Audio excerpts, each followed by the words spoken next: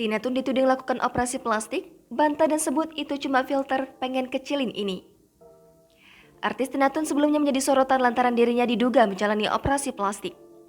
Hal tersebut terjadi karena dirinya yang terlihat lebih tirus dari sebelumnya saat di media sosial. Namun kini, Tina Tun memberikan bantahan tegas mengenai isu dirinya melakukan operasi plastik. Pelantun lagu Bolo-Bolo ini justru mengaku jika dirinya hanya sekedar menggunakan filter sehingga wajahnya terlihat lebih tirus. Tak hanya itu, Tina Tun mengaku ketakutan terhadap pandemi COVID-19 yang ia rasa belum tentu sudah berakhir sepenuhnya. Selain itu, dirinya merasa takut untuk operasi plastik dan harus bertemu dengan orang banyak. Meski membantah soal operasi plastik di bagian wajah, Tina Tun mengaku akan menjalani operasi di bagian rahang. Hal itu dilakukan dalam waktu dekat karena alasan kesehatan.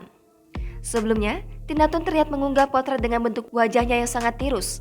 Perubahan bagian wajah Tina Tun begitu kentara di bagian dagu lancip dan memanjang.